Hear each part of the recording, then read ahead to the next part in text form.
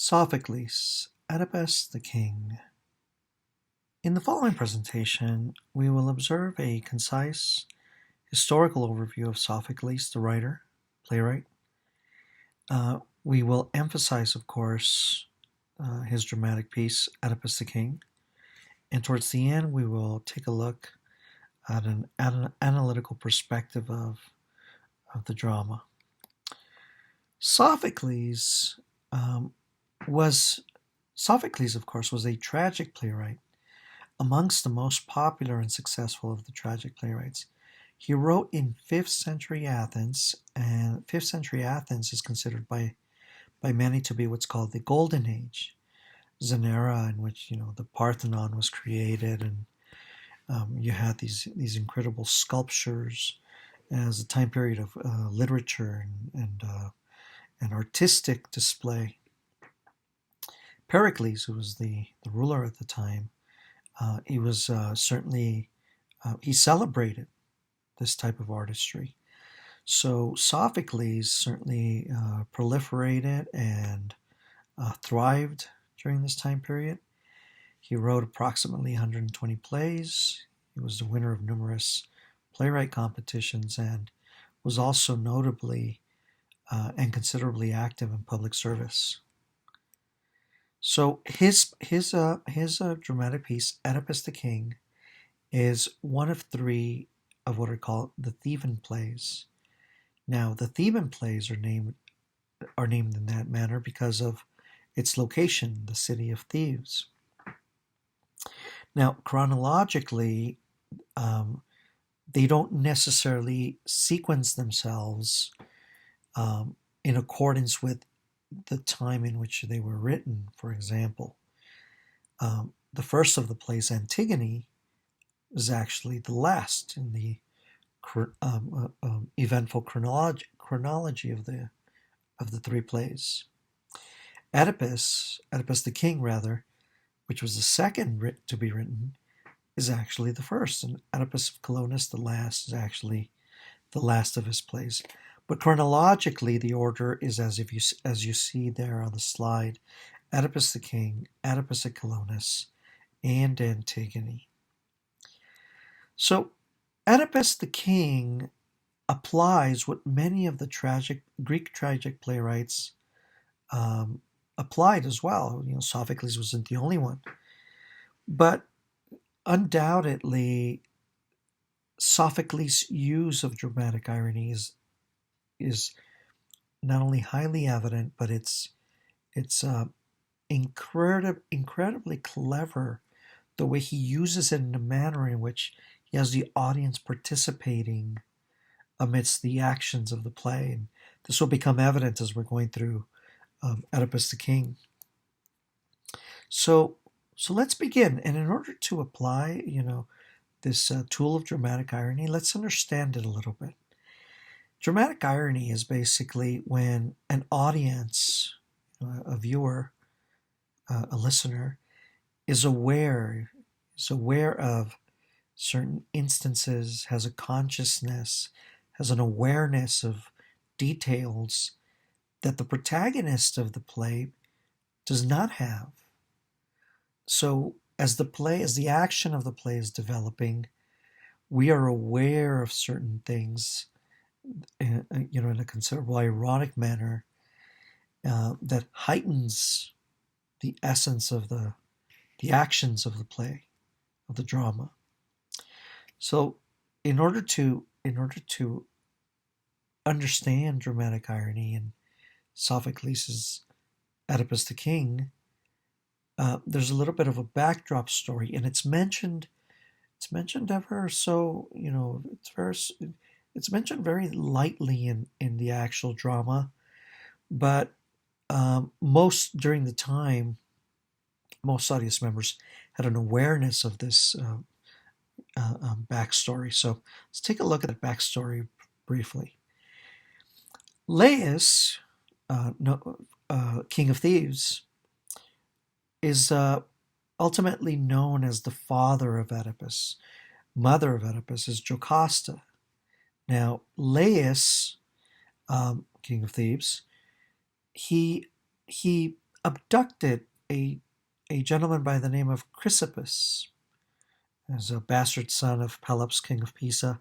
Now, Chrysippus was amongst the most beloved of Pelops' sons. More severe is not so much that it is that he abducted him, but also of severity is that he also, Laius, raped Chrysippus.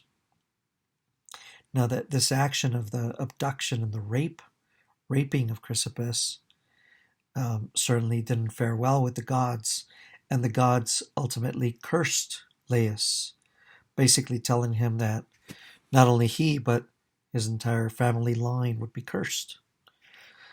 And we'll notice this. This is certainly evident, as in the Sophoclean plays, so to speak. So Laius eventually, he marries Jocasta. Jocasta becomes pregnant. They're going to have a child, and there's this awareness, right? The awareness of the curse on Laius. Well, Laius and Jocasta, they go see an oracle. Now the oracle is this medium. It's like this voice. And it's the voice in which the god Apollo seems to communicate a certain message with humans, so to speak.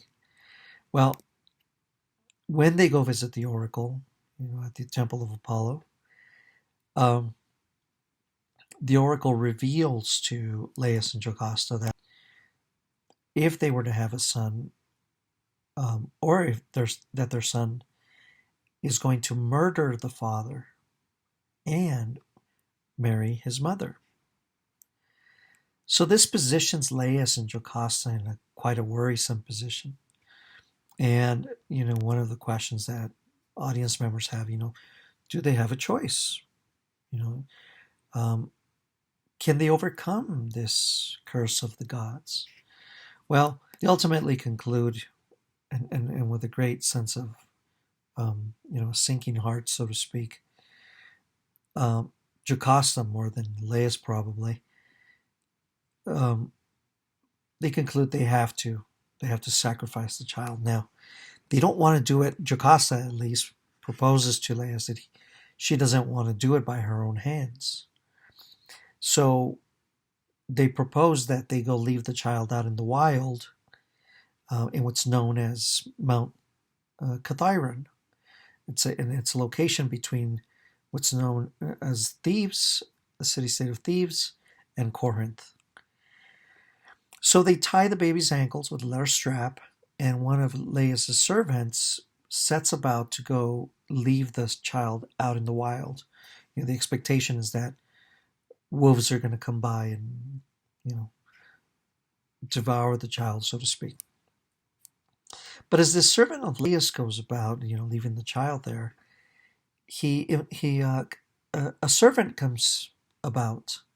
A shepherd comes about.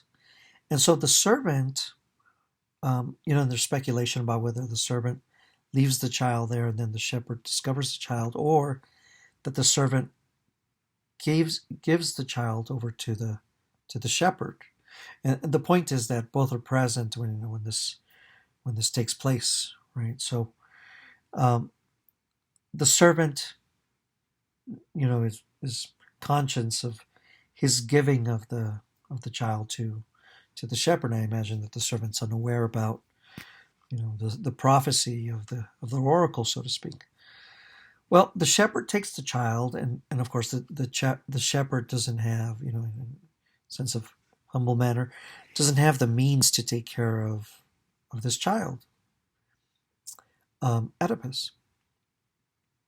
So he takes Oedipus over to the king and queen of Corinth, Polybus and Merope. Now it's noted that Polybus and Merope, they're unable to bear children, so he comes certainly as a great gift. He's and they gladly take Oedipus and raise him. So as Oedipus is raised, to be certainly acknowledged as a smashing young man, he hears the rumor that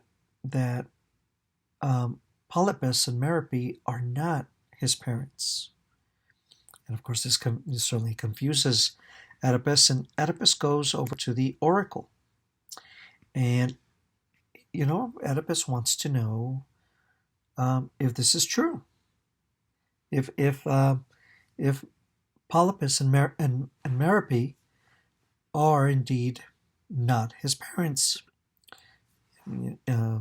So the oracle does not answer that question for Oedipus, and instead informs Oedipus, very similar to what the oracle told Laius and Jocasta, that he would indeed murder his father and marry his mother. Now, if you recall, again, Polybus and Merope, his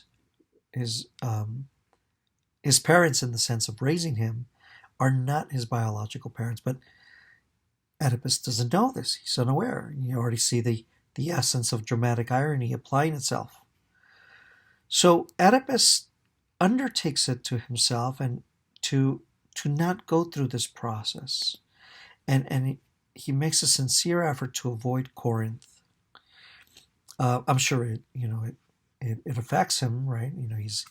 He's no longer going to be in the company of his father or mother, but he certainly doesn't want to kill his father either, or marry his mother, much less. So he avoids Corinth, and so he sets about towards Thebes.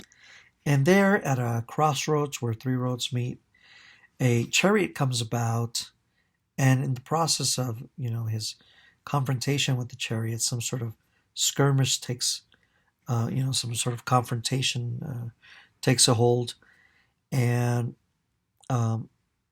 Oedipus kills a man, and you can imagine who this man turns out to be. Well, after that ordeal, he sets about towards Thebes, and there confronts a sphinx. Now, the notice is that there's a plague at Thebes, and that anyone who confronts the sphinx and defeats him is able to liberate Thebes of this plague. Now, how does this happen? How does one confront the sphinx? Well, it's not a physical fight, so to speak. Instead, the idea is that you defeat the sphinx by solving a riddle. But the sphinx does, provides a disclaimer and says, note, if you don't answer the riddle correctly, you will die. Are you willing to undertake this challenge? There's been others before you, and they haven't quite been successful. So Oedipus takes on this challenge, and the riddle is as follows: what walks on 4 legs in the morning, 2 legs in the afternoon, and 3 legs in the evening? Something along those lines. That's the riddle. The answer, of course, is humans. And of course, back then, the answer is man, right? So once Oedipus solves this riddle, he defeats the Sphinx, rids of the Sphinx, and saves Thebes. And interestingly, there's a notice that there is no more king of Thebes, for obvious reasons, and so he becomes king of Thebes, and I guess inherits his marrying of Jocasta. Of course, we know that's his mother. Of course, neither of them are aware. Neither of them are aware of this. Well, all is great for Oedipus, right? He's a thriving king now. But another plague comes to haunt the city of Thebes. And the people plead with him, and they ask him to please save Thebes again. So he sends Creon, sends about and asks him to please attempt to discover why this plague is evident in in the city of Thebes. And so Creon sets about, Creon being Jocasta's brother, and or certainly of part of the familial line with Jocasta.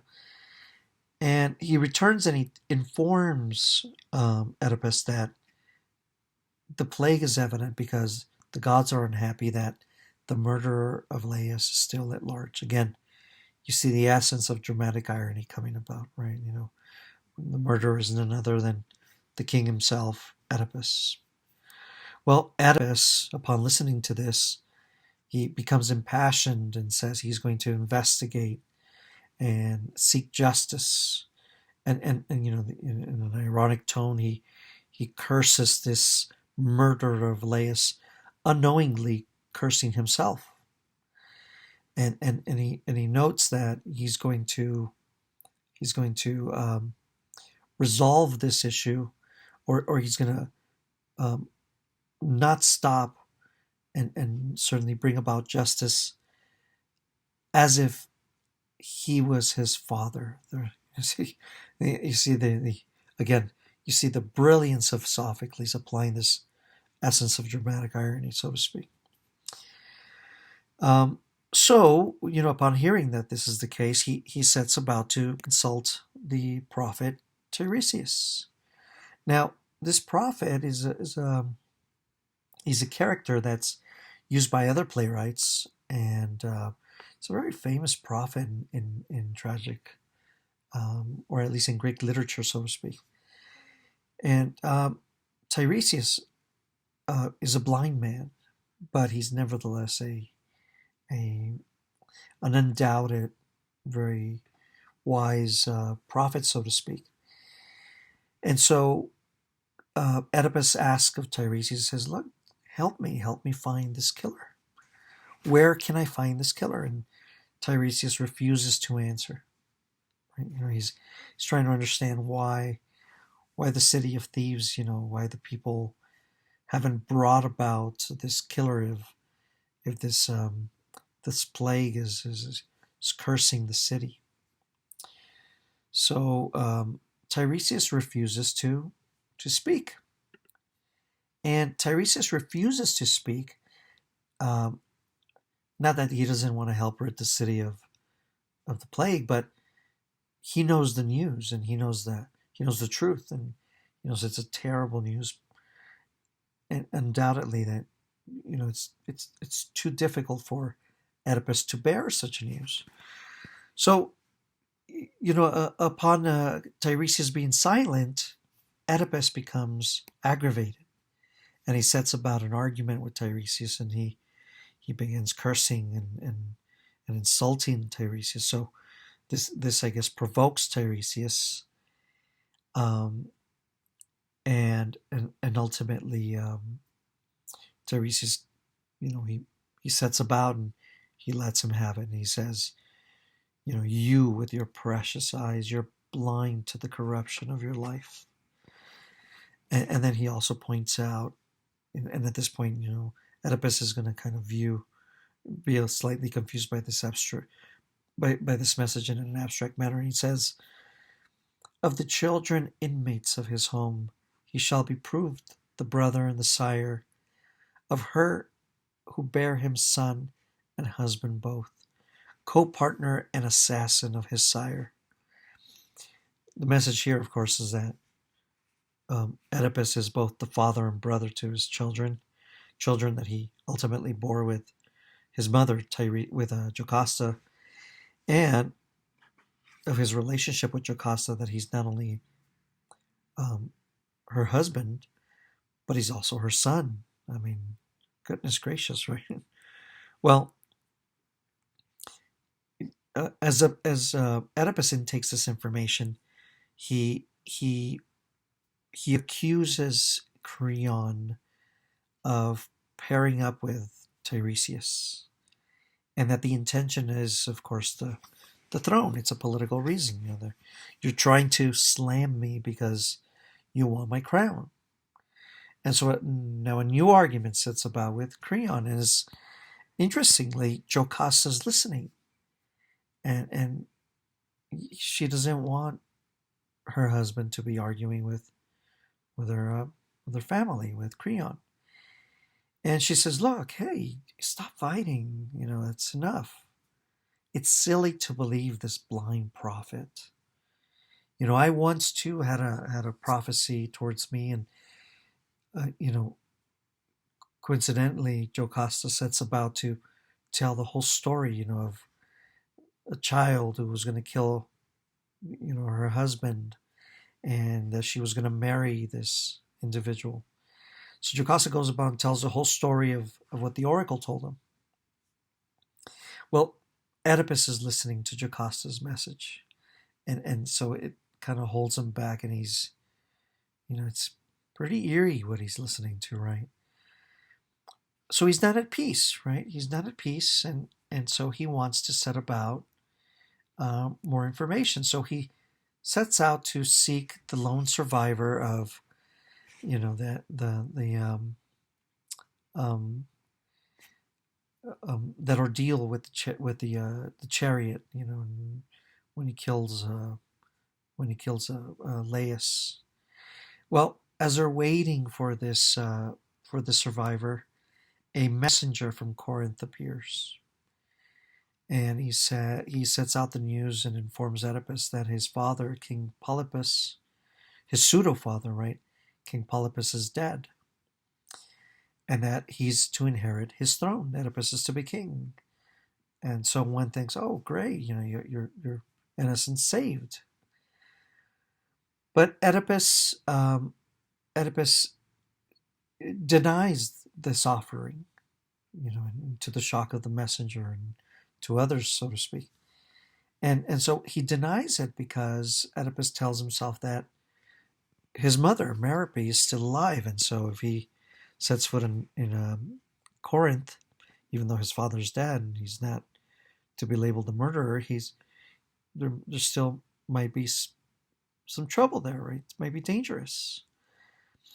Well, the messenger, listening to Oedipus, he says no, and the messenger seems to know information, right? Information that we, the audience, already know, and says, "Look, Polybus and Merope are not your parents. It's okay to go back. They're not your parents. There's nothing to worry about." Well, instead of tranquilizing Oedipus, this makes him much more worried. Of course, Jocasta's listening to this, and Oedipus is just adamant about knowing who his parents are. Jocasta comes to realize, right, she's already inferring the truth. And she's saying, "Oh dear." And so she pleads with Oedipus to please leave it alone. Please don't bring it to light. Right? Oedipus won't have it. He needs to know. And so um, um, she leaves the stage, right? She leaves the presence there, knowing this terrible information. Well, the witness appears, right? The witness appears, this the survivor, Laius' servant. And the messenger from Corinth recognizes him. And the messenger the messenger comes to be none other than the Theban shepherd who took Oedipus over to Polybus and Merope. And this messenger is realizing that this servant is was the one who gave him Oedipus, right? Well, the shepherd winds up revealing the truth. He opens up and says everything, and says, "Oh, look, I took you to Merope and Polybus. Yeah, I rescued you from the wild. Right? Your parents are indeed none other than Laius and Jocasta." And so upon hearing this, Oedipus can't bear it. He leaves the scene and goes over to find Jocasta. and upon entering the room, discovers that Jocasta has taken her life. The realization that she had married and bore children with her own son is too much to bear. So he takes the gold pins of her clothing, and it's kind of thinking about that message of Tiresias, that despite his eyesight, he's a blind man nevertheless. And he takes the gold pins, and you can just imagine what he does, and he slams them into his eyes and gouges them out. Right? He pierces his eyes and blinds himself, so to speak. And so this is a severe message for Oedipus, and he blames the gods, particularly Apollo. Right? Apollo's the guilty god in this essence, but he somehow, interestingly, and confusingly, takes responsibility. Takes responsibility for his acts, so to speak. Um, and thereafter, he exiles himself from Thebes. And so, this is the essence of the Sophoclean play Oedipus the King. Well, lots of very very intense dramatizations, and you see the essence of a dramatic irony also developing as you see.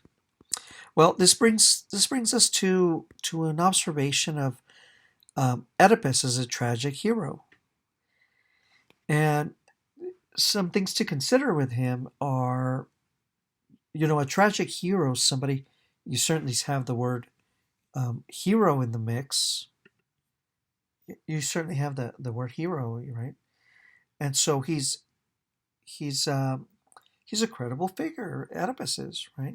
He saves Thebes of the plague, and firstly the first time, and he does his he goes about, and to the best of his abilities, pushes to save Thebes of this plague a second time.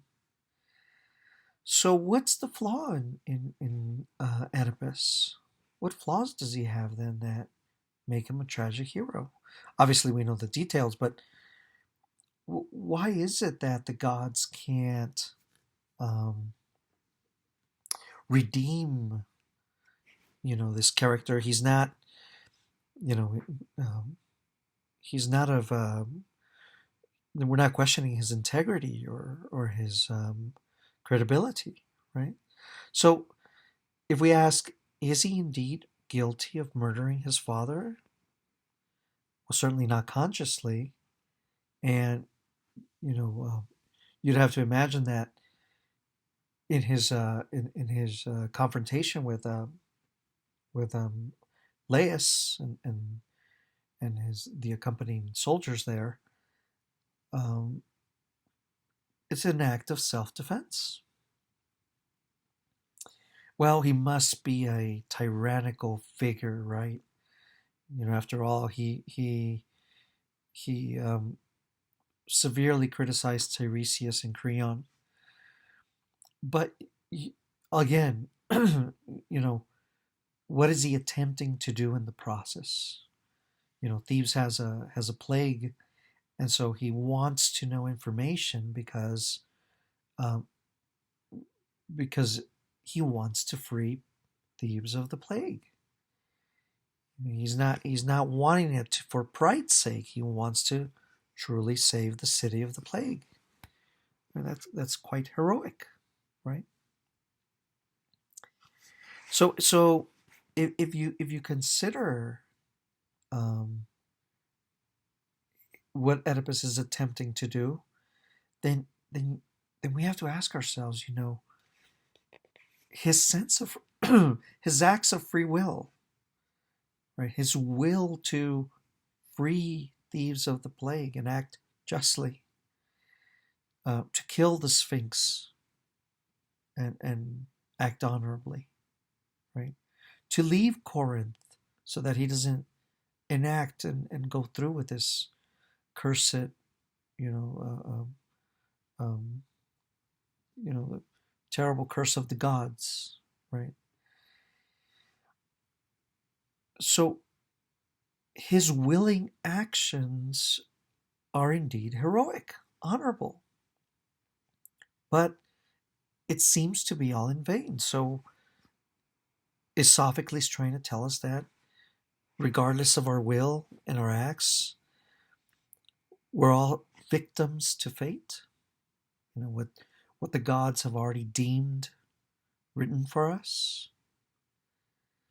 And it's a tricky tug and pull back and forth, because Oedipus, throughout the entire play, he's attempting to avoid, certainly, this enacting of the curse. There's also the issue of knowledge, of knowing. Could there's the idea of ignorance is bliss.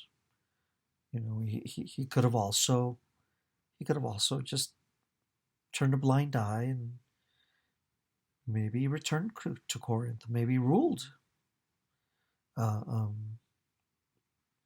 But the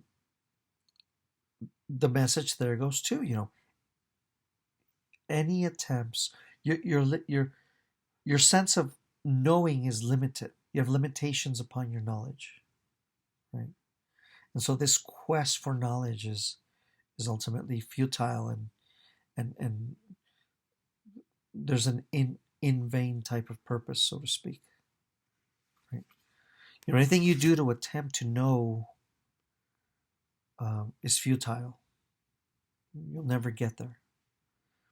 But again, that quest for knowledge, for knowing, that's still heroic, right? And so you can see the essence of the tragic hero. Oedipus, in many ways, is acting. He's a model figure. He's doing the right things. He's and you have to question the extent to which he's ignorant, right? It's not kind of like a dumb ignorance, so to speak. It truly is an unaware ignorance. He's truly and shamefully unaware of the occurrences around him. Well, I hope this helps. This is this play here by Sophocles. In many ways, is considered one of, if not the greatest example of Greek tragedy. And you can see why it's tragic, right? You have this honorable figure, Oedipus, and unfortunately, whether it be by the hands of fate, by the curses of the gods, right, or by the token that we have that we have a severe flaw in our limitations for knowledge, over caring about our sense of free will. Regardless of our best intentions and our sense of independent will, we're limited, right? And so we're subject to particularly tragic influences, the gods, fate, etc. Right?